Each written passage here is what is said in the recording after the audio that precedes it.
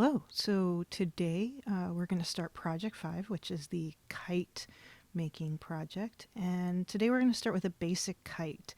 And that is a project that is not meant to be trivial or sort of juvenile, but it is going to give you some skills for making some more complex kites in the future. And you're also going to read a article about Byron Kim and how he incorporated this traditional kite form into some of his work. Or you may also listen to the audio of me reading it to you. And what you're seeing right now is a photograph of one of his blue kites. So now I'm going to just take you through the process of making a kite, and then that will be your assignment for next week. So you're going to want your papers that you made before. And you can even bring in other papers like tissue paper or decorative papers that you might have around the house. Wrapping paper will even work. What you see is the tissue paper that I found, some of the papers I tie-dyed, and I even marbled some before school went out. Unfortunately, we can't do that. But the rubbings, and then I took some of the new paper that we got and used the markers that I mailed out to some of you and just made a little plaid-ish design. And you're going to need string, paste, that is nori paste in that tube there, your sticks of some kind, so either the bamboo mat or sticks that you've collected around your yard. If you have barbecue sticks, that'll work. Some scissors and a ruler.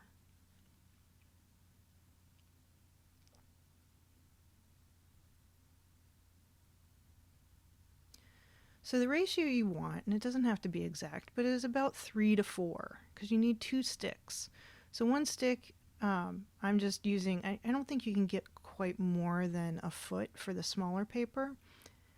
And for the second one, and if you notice, in order to get a stick from these bamboo mats, you have to come apart. And they're glued pretty tightly, and it's okay if you cut through one. It's no big deal. But what you do is you kind of cut down the middle and cut cut all the little threads that are holding it together.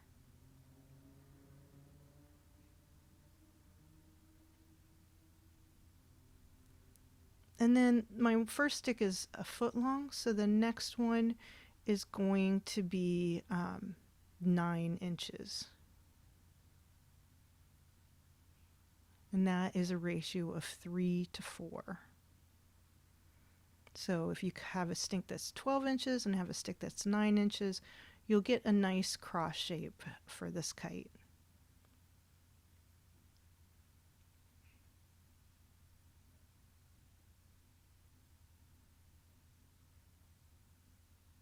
Then I'm going to take the string and I'm going to carefully put it under the cross. You can even do this with them laying in the same direction because the string is pliable, a little twist. It might be a little bit easier than what I'm doing. But you're going to tie a knot to fasten the two of them together. Leave yourself a nice tail in this knot because you're going to use it to tie off the string after you wrap this cross.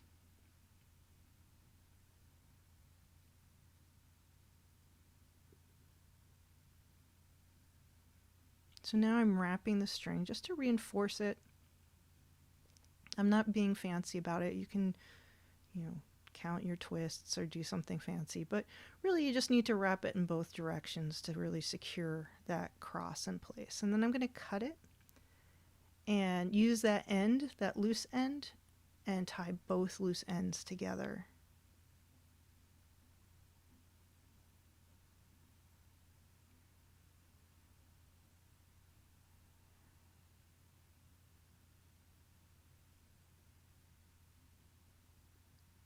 And then you can trim the tails. So now we're going to get some glue and just put it on that string to just kind of stiffen up that joint and make it a little bit more firm. And once the glue dries, it'll kind of hold everything in place and it'll keep the string from untying or unraveling. And this glue is really sticky, so just be forewarned. But the way it is in that bottle is you'll need to use your fingers. You could get a Q-tip if you want, if you prefer not to use your fingers. I'm just in the habit. Your hands are your best tool. So I'm in the habit of just kind of digging in and then just rubbing the glue off when I'm done. So now the next step is to get a string running around the perimeter of that cross. That helps to build the structure of the kite, and it's what you will wrap the paper around later. So what you see me doing now is I've cut little strips of paper, and I'm using glue on them to adhere the string to the bamboo, to the end of the bamboo. So it's like making my own tape, and I'm a little bit of a purist, and in a little bit you're going to see me do this again with tape. So if you're the kind of person that doesn't want to struggle or isn't a purist, it's okay to take some shortcuts. But first you're going to have to bear with me while you watch me take. It's the same paper, it's that rice paper, so it's nice and thin, and it actually takes the glue really well. And so as I wrap it around the end with the string in it, and there's a knot on the end of that string so it doesn't come loose. So on each side, or for each sort of end, I am buttering the paper with some glue.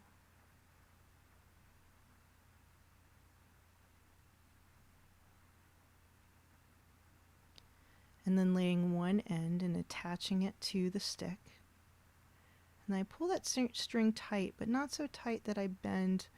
And this is a little tricky because you got to do it in a way that you're not pulling the bamboo too tight, because you want the string to be the right length. So actually when you let go, the string gets a little bit slack, but it'll get tightened up as you continue around the perimeter of your kite. So what I found was good was to wrap the paper around it and then to kind of twist it on the ends.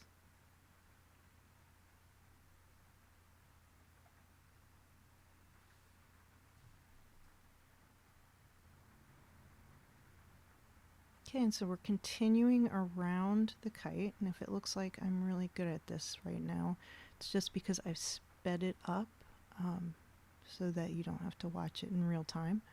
But I'm continuing to attach the string to the ends throughout the whole kite. And so now that I've gotten to the end, I'm going to tie the little tail that was left over from the first one to the end of the main string. I'm going to be careful not to pull so tight that I warp anything, but just tight enough to make things taut. As you can see, I should have waited till my glue dried a little bit more because I'm trying to show this to you in one fluid motion. It got a little bit warped. But once you tie it together, it should be actually a fairly strong structure.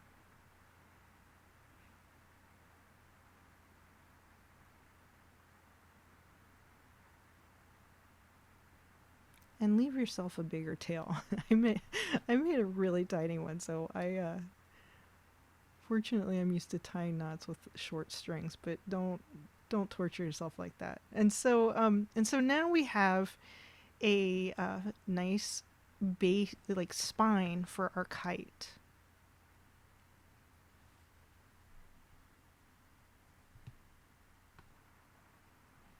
So now you're going to see this process again, but it is going to be sped way up.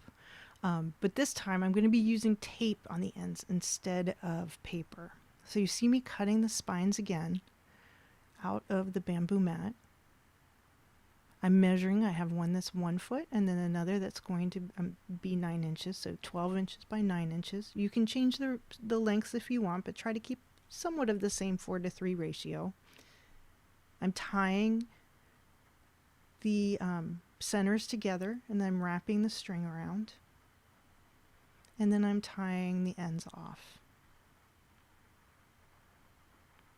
Trim them, and then you glue them.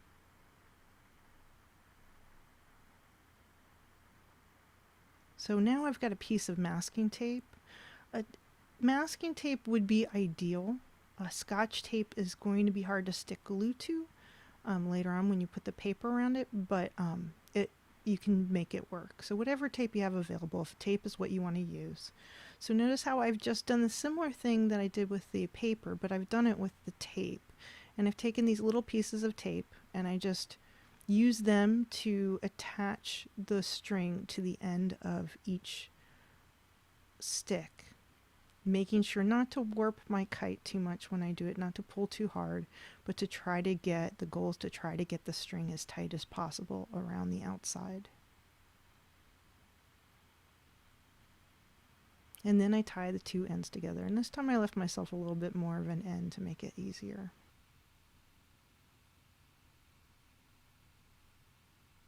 Okay, so one more time, but this time we're going to go really fast, and that's because we're using regular old sticks. You could use bamboo that you found in the yard, or you could use some small, thin branches from a tree that's been pruned. It's the same process. You're just tying it up, you're finding the thinnest parts of the branch, you're cleaning them off so that there's not a lot of little things sticking out of them. It should be a branch that's thin enough that you can use, preferably a scissors to cut it. But it's the same exact process.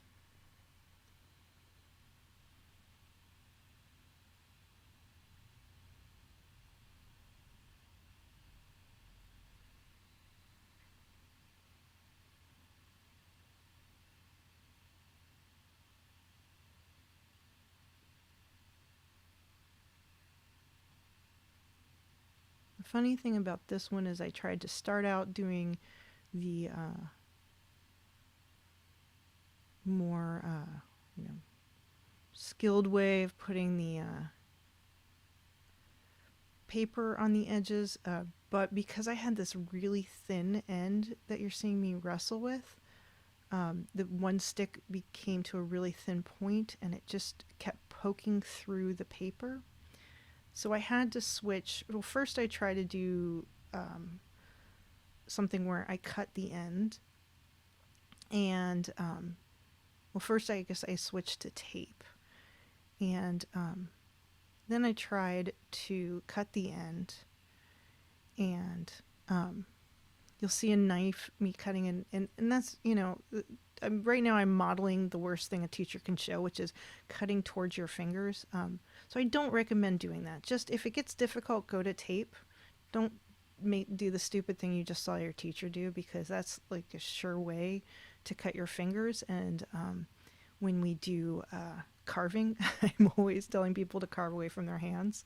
So resist the bad practices you just saw. Just go to tape. So now we're going to start working on the outside of our piece, and or the skin that's going to be our kite.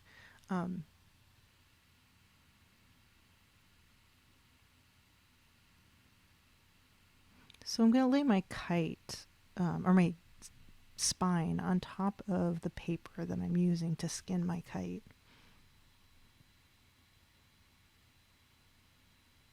And I'm going to mark where each corner is. So I'm going to hold it in place, and I'm just going to put a little dot at each point. Using a ruler or a straight edge, I'm going to make a line, and this tells me where the edge of the kite is.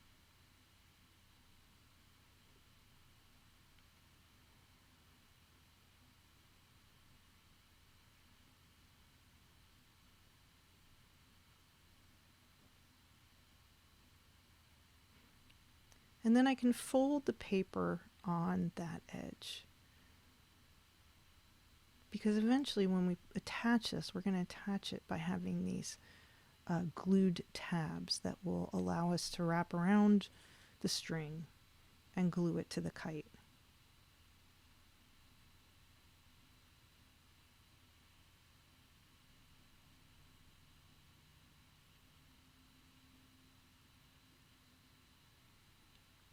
Cut away the excess, and I'm leaving about a half an inch. There I made it a little bit short. That's more like a quarter of an inch, this particular cut. You really want to go about a half an inch. It will make things a lot easier.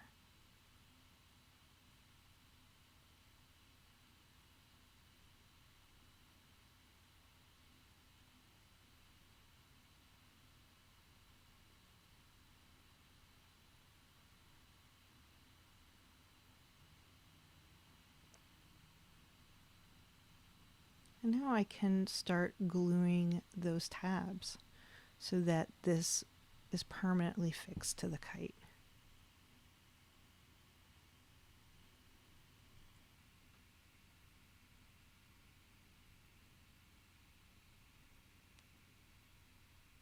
Once again, this glue is really sticky, so you kind of have to really spread it out with your hand or Q-tip or something like that. If you have a little extras that fold over the edges or over the spines, it's okay. But notice how the kite is not a diamond shape. It's actually, if you look at the bottom right now, you can see how it's kind of flat, and that's so that the folds fold nicely into a point and don't overlap too much. But you can see down there that I had some overlap, so I just kind of press it in. The nice thing about this paper and this glue is the paper and the glue make it kind of get a little bit moldable. So you can really press into the paper and kind of push it into shape. And there you go. You have a kite that is pretty sturdy.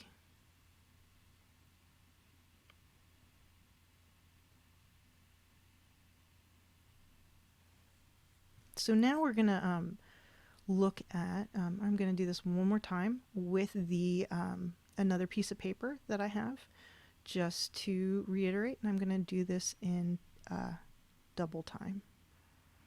Okay, so you remember you mark all the corners. You connect those dots so that you have the same shape, same pattern for your kite. I ripped it accidentally, so I just made a little band-aid with some more paper and glue. And then you're going to cut it out. And this time I just cut it out first and then folded it. I actually think this way is a little bit easier. And then you put the kite in place and you glue the edges and fold them over.